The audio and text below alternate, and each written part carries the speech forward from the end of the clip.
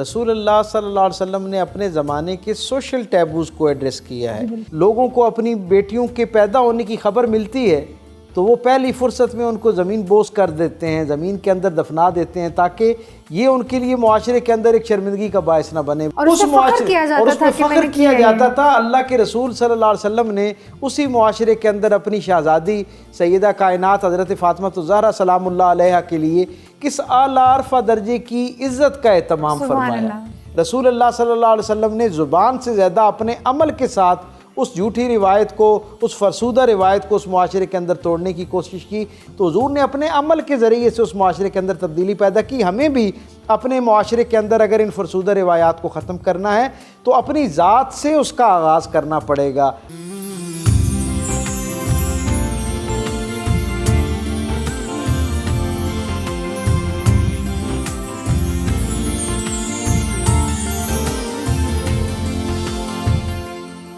السلام علیکم ناظرین، میں ہوں ذوفشہ نقوی اور پروگرام سیرت النبی صلی اللہ علیہ وآلہ وسلم کے ایک نئے موضوع کے ساتھ ایک بار پھر سے آپ کی خدمت میں حاضر ہوں۔ ناظرین، ہمارے آج کے پروگرام کا جو ٹاپک ہے وہ بہت ہی دلچسپ ہونے والا ہے، کیونکہ آج کے پروگرام میں ہم بات کریں گے کہ دور نبوی میں نبی کریم صلی اللہ علیہ وآلہ وسلم نے وہ کون سی فرسودہ روایات تھیں جن کا نہ صرف خاتمہ کیا بلکہ ایک اچھی روایت سے ان کو ریپلیس کر کے اس معاشرے میں ایک مثبت تبدیلی پیدا کی۔ ناظرین، ہم سب یہ جانتے ہیں کہ ہر دور میں، ہر معاشرے میں بہت ساری روایات اس قسم کی ہوتی ہیں جن کی جو نوعیت ہوتی ہے وہ دقیانوسی ہوتی ہے، لیکن سالہ سال سے وہ روایات اس معاشرے میں چلتی آ رہی ہوتی ہیں اور جو لوگ ہوتے ہیں ان کے ساتھ اتنا ریلیٹ کر رہے ہوتے ہیں کہ ان کے خلاف بات کرنا یا ان کے بارے میں کچھ کہنا بہت مشکل ہو جاتا ہے۔ تو آج کے پروگرام میں ہم اسی حوالے سے ڈسکشن کریں گے کہ ہمارے اس موجودہ دور کی وہ کون سی فرسودہ روایات ہیں جن کو ہم ابھی بھی پریکٹس کرتے ہیں اور سیرت نبوی صلی اللہ علیہ وآلہ وسلم میں ہمیں اس میں کیا سبق ملتا ہے۔ پروگرام میں ہمارے ساتھ معروف سیرت نگار اور سیرت اسکالر ڈاکٹر طارق شریف زادہ صاحب موجود ہیں۔ سر، آپ کو پروگرام میں باقاعدہ خوش آمدید کہتے ہیں۔ السلام علیکم۔ وعلیکم السلام ورحمۃ اللہ۔ ڈاکٹر صاحب، سب سے پہلے تو ہمیں یہ بتائیے گا کہ دور نبوی میں وہ کون سی روایات تھیں جن کا نبی کریم صلی اللہ علیہ وآلہ وسلم نے خاتمہ کیا، جو فرسودہ روایات تھیں؟ بسم رب محمد کریم علیہ الصلاۃ والتسلیم۔ سب سے پہلے تو یادآوری کا شکریہ، اور آج کا عنوان جو ہے میں سمجھتا ہوں کہ اپنے اندر جہاں بہت ساری دلچسپی رکھتا ہے وہاں پر بہت سارا خیر بھی سمیٹے ہوئے جی، ہدایت اور رہنمائی کے کئی دبستان اس کے اندر موجود ہیں۔ آپ اس بات سے اندازہ لگائیے کہ رسول اللہ صلی اللہ علیہ وسلم کی زندگی، جسے ہم عرف عام میں سیرت کہتے ہیں، ان پر کام کرنے والوں کی ایک بڑی تعداد جہاں مختلف حوالوں سے سرکار دو عالم صلی اللہ علیہ وسلم کو باقی شخصیات سے ممتاز اور منور کرتی ہوئی نظر آتی ہے۔ باقی جو لیڈر اور رہنما ہیں ان کی نسبت آپ صلی اللہ علیہ وسلم کو ان کے خصائل اور ان کے فضائل کی بنیاد پر یعنی ایک جداگانہ تشخص سے یاد کرتے ہیں۔ جی بالکل۔ وہاں ہم یہ دیکھتے ہیں کہ ایک بہت معروف سیرت نگار ڈاکٹر لیورنٹ زیسلر یہ بات کہتا ہوا ہمیں نظر آتا ہے، وہ ان کا تجزیہ یہ ہے کہ سرکار دو عالم صلی اللہ علیہ وسلم کی زندگی کے اندر ویسے تو بے شمار خیر اور خوبی کے ایسے حوالے موجود ہیں جن کی نسبت سے آپ دنیا بھر کے اندر ایک اپنا نامور مقام اور مرتبہ رکھتے ہیں، لیکن وہ یہ کہتے ہیں کہ جو ایک نمایاں حوالہ آپ کی زندگی کا ایسا جسے شاید کوئی انسانی تاریخ کا رہنما اس میں آپ کا مقابلہ نہیں کر سکتا، وہ یہ ہے کہ جس انداز میں رسول اللہ صلی اللہ علیہ وسلم نے اپنے زمانے کے سوشل ٹیبوز کو ایڈریس کیا ہے، سماجی علتوں کو، وہ برائیوں پر مبنی، جہالت پر مبنی ایسی روایات جن کا خمیر جو ہے وہ کسی نہ کسی انداز میں جہالت سے اٹھا ہوا تھا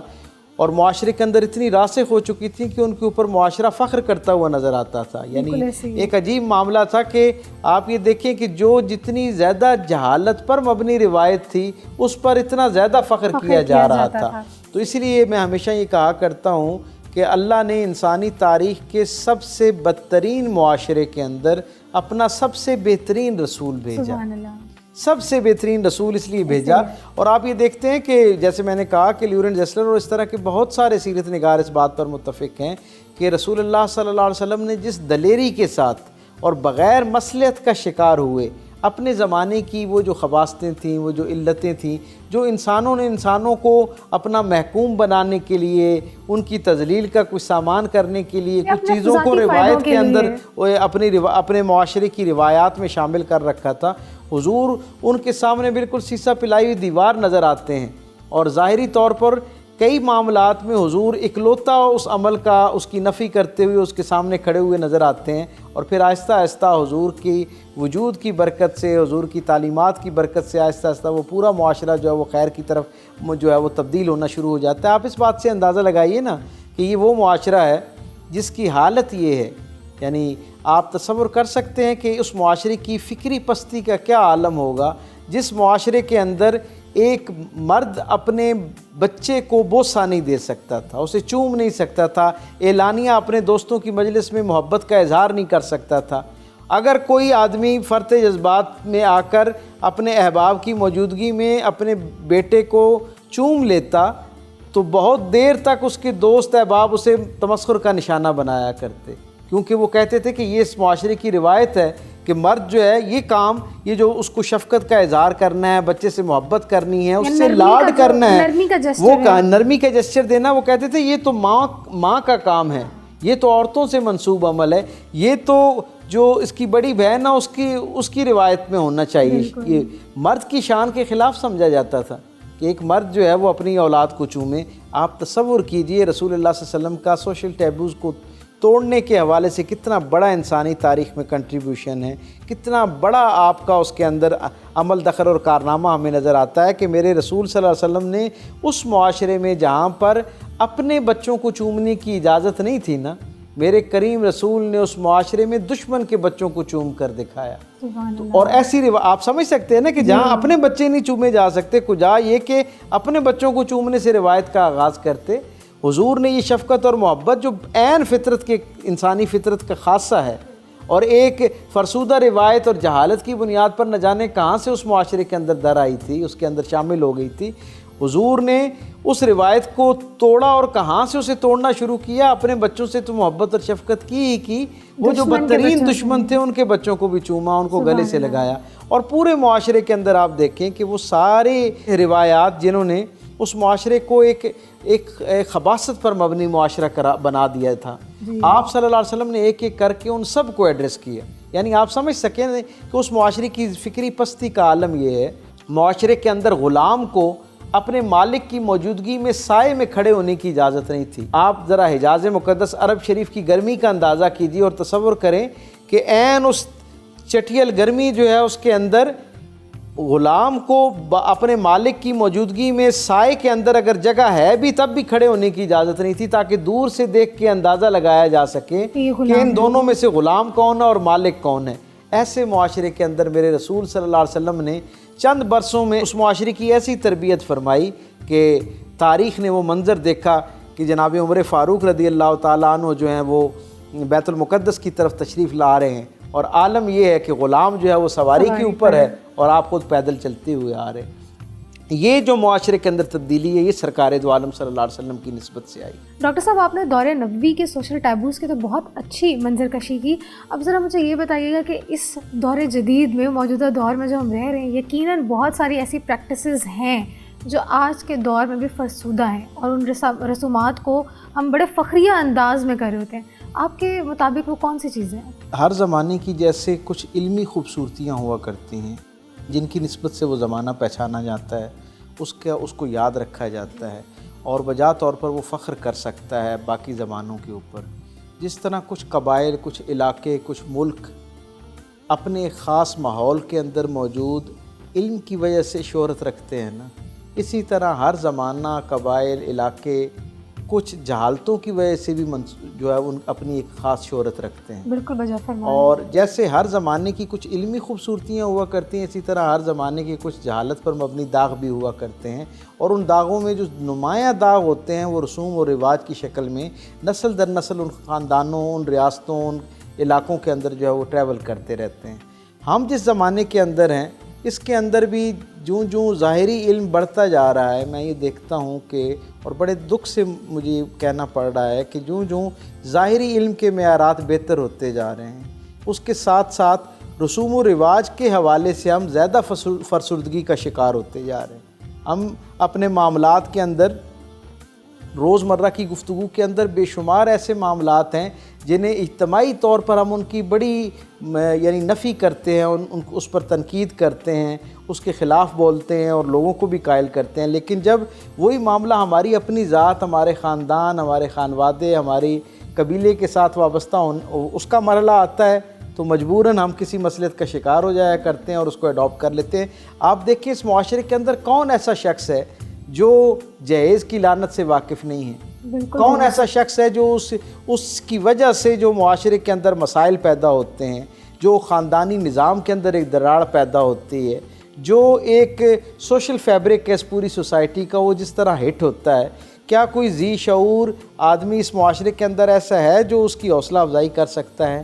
کوئی آدمی ایسا نظر نہیں آتا۔ لیکن کیا روزانہ کی بنیاد پر ہونے والی شادیاں جو ہیں ان میں ایک بڑی تعداد میں شادیاں ایسی نہیں ہمیں نظر آتی جن کے اندر جہیز اتنا بڑھا چڑھا کر اور اتنا اعلانیہ اور فخریہ بیان کر کے جو ہے وہ دکھایا جا رہا ہوتا ہے اور پہنچایا جا رہا ہوتا ہے؟ تو اصل سبب کیا ہے؟ جب میں کسی اور کی بیٹی کی شادی کے معاملات میں پر تبصرہ کرتا ہوں تو اس وقت تو مجھے جہیز جو ہے وہ علت نظر آتی ہے، ایک خرافات میں سے ایک عیب اور برائی نظر آتی ہے۔ لیکن جب یہی معاملہ میری اپنی بیٹی، میری اپنی بہن یا میرے گھر میں آ جاتا ہے، میرے پاس بہت ساری ایسی مصلحتیں آ جاتی ہیں، بہت سارے ایسے جواز آ جاتے ہیں جن کی بنیاد پر وہی علت، وہی عیب، اسے مجھے کسی نہ کسی مصلحت کے تحت مجبوراً اڈاپٹ کرنا پڑتا ہے۔ میں یہ سمجھتا ہوں کہ جب تک معاشرے ان رویوں کی بنیاد پر منافقانہ روش کو ترک نہیں کرتے، اس وقت تک معاشروں کے اندر اچھی روایات جو ہیں وہ پنپتی نہیں ہیں۔ خود رسول اللہ صلی اللہ علیہ وسلم کے بارے میں آپ کی حیات طیبہ پر ہم جب نظر دوڑاتے ہیں تو سیرت نگار ہمیں یہ بتاتے ہیں کہ رسول اللہ صلی اللہ علیہ وسلم کے حوالے سے لوگ جب حیرت کا شکار ہوتے ہیں کہ آپ نے اتنے مختصر سے وقت کے اندر اپنے معاشرے کی اتنی ساری خرافات جو تھیں ان کو خیر کے ساتھ کیسے تبدیل کیا، وہ جو بری روایات تھیں وہ کیسے ایک دم تبدیل ہو گئیں، وہ معاشرہ جو اخلاقی پستی کی اس عطا گہرائی کے اندر اترا ہوا تھا وہ پوری دنیا کے معاشروں کے لیے رہنما کیسے بن گیا۔ تو اس کے پیچھے ایک بہت بڑی بات جو اہل سیرت ہمیں بتاتے ہیں کہ سرکار دو عالم صلی اللہ علیہ وسلم نے بہت تیزی کے ساتھ ان بری روایات کا خاتمہ کیا اور ان کی جگہ پر نئی اور اعلیٰ عرفہ انسانی اقدار پر مبنی روایات کا احیاء کر دیا، ان کو جاری کر دیا۔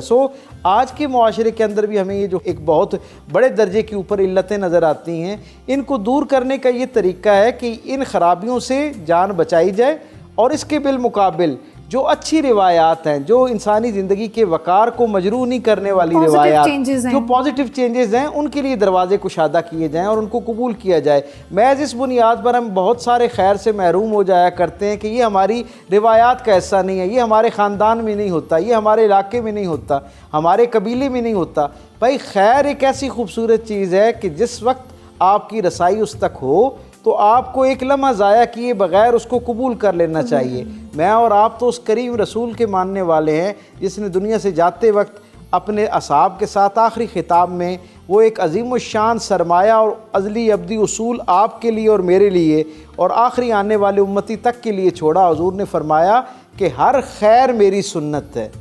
اس کا کیا مطلب ہے؟ میرے رسول نے آپ کے لیے اور میرے لیے 1500 سال کی مسافت پر ایک پیغام چھوڑا ہے کہ اپنے زمانے کے اندر آنے والے ہر خیر کو ایسے قبول کرنا ہے جیسے میری سنت کو قبول کرتے ہو۔ اس کے لیے اپنے مزاج، اپنے رویے، اپنے معاملات، اپنی عادات اطوار میں ایسے کشادگی پیدا کرنی ہے، گنجائش پیدا کرنی ہے جیسے میری سنت کے لیے اس کے اندر رستہ نکالتے ہو، اس کے لیے گنجائش پیدا کرتے ہو۔ تو اس کا کیا مطلب ہے؟ اس خیر کے اندر جہاں باقی خوبیاں موجود ہیں، حسن موجود ہے زندگی کا، وہاں پر جو اچھی روایات ہیں ان کے لیے بھی اپنی زندگی میں اور معاشرے کے اندر دروازہ کھولنا چاہیے اور گنجائش پیدا کرنی چاہیے۔ شاید یہی ریزن ہوگا جس سے ہم باقی جو روایات ہیں ان سے بچ بھی سکتے ہیں، جو فرسودہ روایات ہیں۔ ڈاکٹر صاحب، ہماری گفتگو ہو رہی تھی آج کے دور کے جو سوشل ٹیبوز ہیں ان کے حوالے سے۔ جب آپ نے اپنی بات مکمل کی تو وہیں میرے ذہن میں ایک سوال یہ آیا کہ ان پریکٹسز کو ختم کرنا یقیناً اپنے آپ میں ایک بہت مشکل مرحلہ ہوتا ہے، کیونکہ سالہ سال سے وہ پریکٹسز چلی آ رہی ہوتی ہیں اور خاص طور پہ جو بڑے بزرگ ہوتے ہیں وہ ان کے ساتھ بڑے کلوزلی ریلیٹ کر رہے ہوتے ہیں۔ تو اب اس دور کی جو یہ روایات ہیں، جو ٹیبوز ہیں، ان کو نوجوان نسل یا یوتھ کس طریقے سے ختم کر سکتی ہے بڑوں کی دل آزاری کیے بغیر؟ اللہ کے رسول صلی اللہ علیہ وسلم کی زندگی کے اوپر جب ہم نظر دوڑاتے ہیں اور آپ کی زندگی سے ایک ہدایت اور رہنمائی جو ہے اسے لینے کے لیے جاننے کے عمل میں جاتے ہیں تو ہمیں یہ اندازہ ہوتا ہے کہ آپ صلی اللہ علیہ وسلم نے جہاں پر ان فرسودہ روایات سے معاشرے کو پاک کرنے کا اہتمام کیا، اپنے اصحاب کو اس کی تربیت دی کہ انہوں نے بغیر کسی مصلحت کا شکار ہوئے ان جو آلائشیں ہیں ان سے معاشرے کو پاک کرنا ہے، تاکہ معاشرہ جو ہے وہ حقیقی معنوں میں اس فلاحی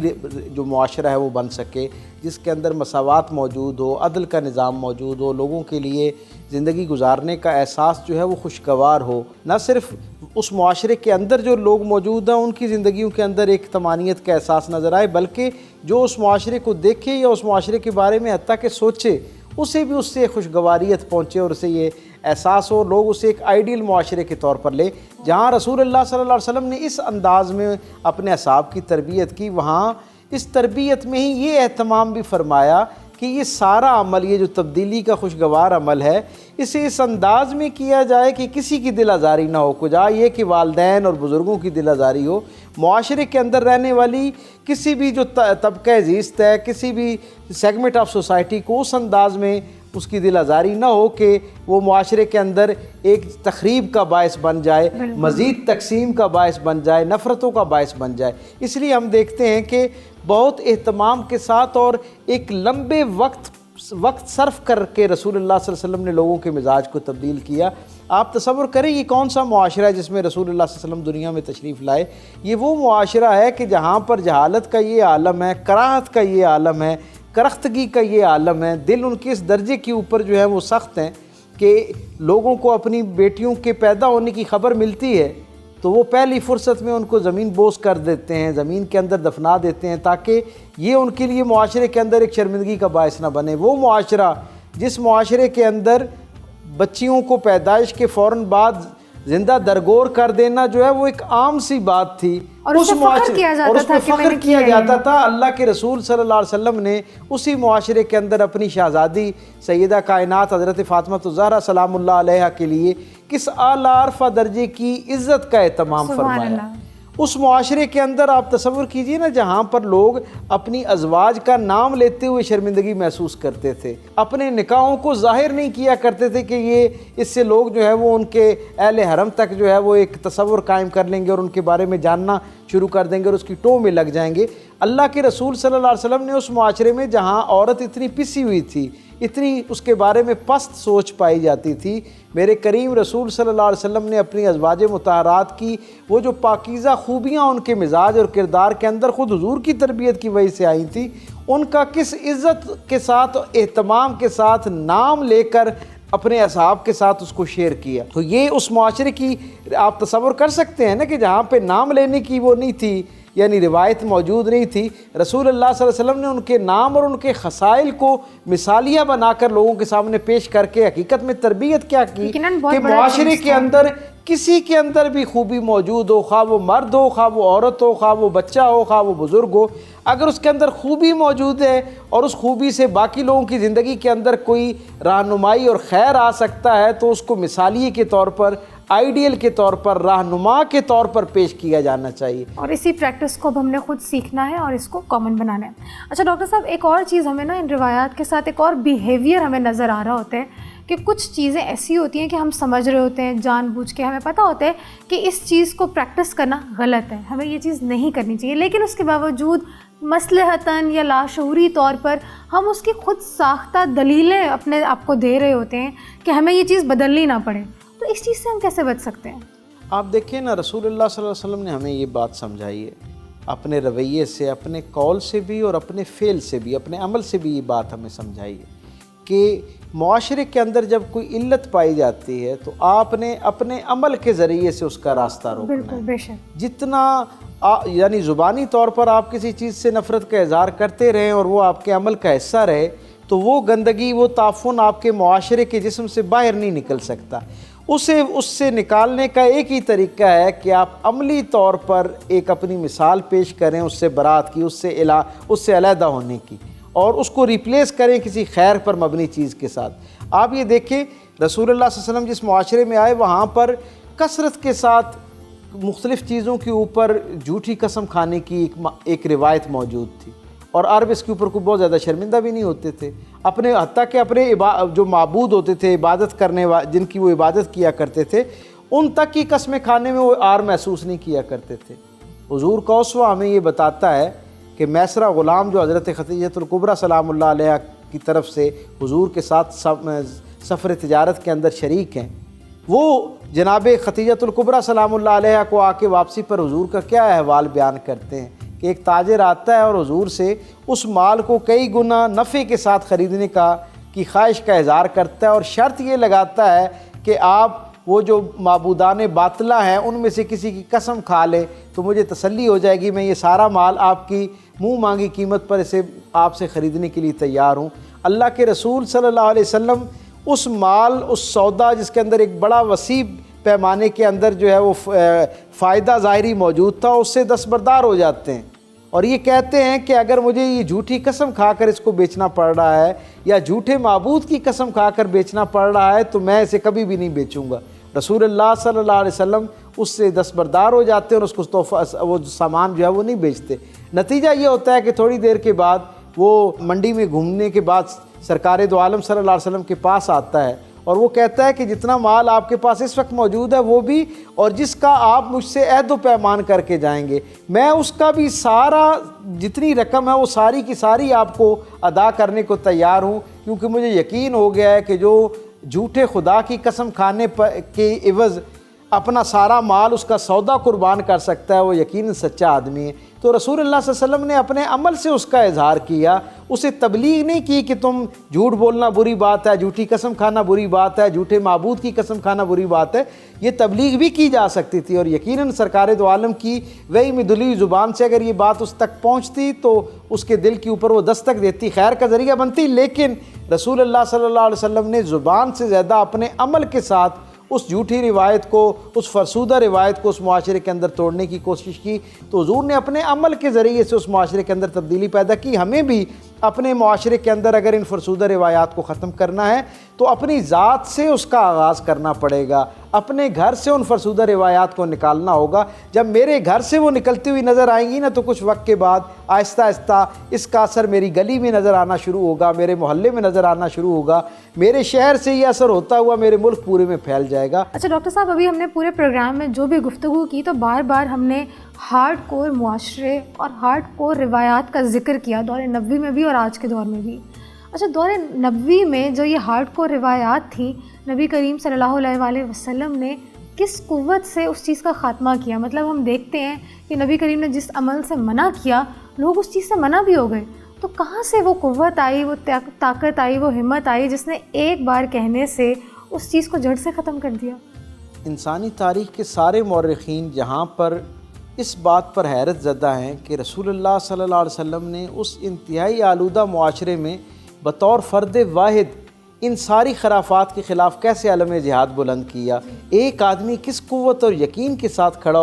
نظر آتا ہے کہ ان کے کھڑے ہونے، ان کی استقامت کی برکت سے اللہ تعالیٰ آہستہ آہستہ لوگوں کے دلوں پر سے یہ جو غفلت کا ایک زنگ ہے اس کو اتارنا شروع کرتا ہے، لوگ آہستہ آہستہ ہلکا بگوش اسلام، ہلکا بگوش خیر ہونا شروع ہوتے ہیں، اس دین کی جو آغوش رحمت ہے اس کا حصہ بننا شروع ہوتے ہیں، اور پھر وہ پورا معاشرہ ان ساری علتوں خرافات سے اپنے آپ کو پاک کر لیتا ہے۔ جہاں سارے مورخین اس بات پر حیران ہیں، وہیں پر ان سب کی حیرت اس سوال کی شکل میں بھی ہمیں نظر آتی ہے کہ رسول اللہ صلی اللہ علیہ وسلم نے تو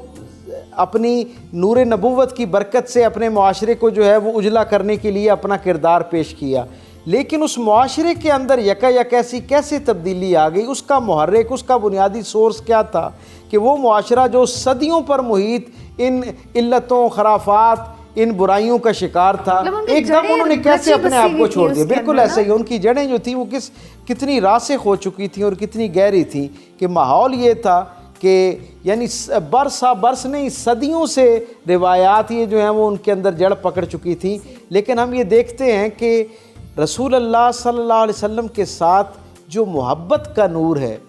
جو رسول اللہ صلی اللہ علیہ وسلم کا ادب اور حضور کے ساتھ اطاعت کا ایک رشتہ ہے، اس نے لوگوں کے دلوں کے اندر ایک ایسا جذبہ پیدا کیا کہ وہ جو صدیوں پر محیط ایک روایت کا سلسلہ موجود تھا हुजूर के एक एक फरमान की आने पर वो न सिर्फ ये कि हमेशा के लिए ख़त्म होता हुआ नज़र आता है, बल्कि उसकी जगह पर एक मुस्तकिल खैर जो है वो अपनी जगह बना लेता है। आप तसव्वुर कीजिए ना, ये वो मदीने का मुआशरा है जहाँ पर कोई घर ऐसा नहीं है जहाँ पर किसी न किसी अंदाज में शराब जो है वो दस्तरखान का हिस्सा नहीं बनती है। हर दस्तरखान की ज़ीनत हुआ करती थी। लेकिन जब मेरे करीम रसूल की तरफ से अल्लाह का आत्मी फरमान पहुँचाया जाता है कि ये शराब आज से मुतलकन हराम करार दे दी गई है, तो वही मदीना जो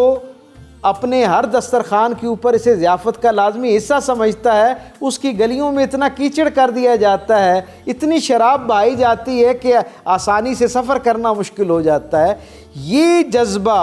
अपनी इतनी मुस्तकिल सदियों पर मुश्तमिल इस रिवायत और आदत को ख़त्म करने का जो बुनियादी मुहर्रिक था वो रसूलुल्लाह सल्लल्लाहु अलैहि वसल्लम के साथ उनका जुड़ना था। आज के मुआशरे में भी अगर हम अपनी इन फरसूदा रिवायात से जान छुड़ाना चाहते हैं तो उसका एक बहुत बुनियादी मुहर्रिक सरकार दो आलम सल्लल्लाहु अलैहि वसल्लम की मोहब्बत, सरकार दो आलम का अदब और सरकार दो आलम सल्लल्लाहु अलैहि वसल्लम की अतात, ये ऐसे सरमाए हैं कि जिनके पा लेने के बाद ये जो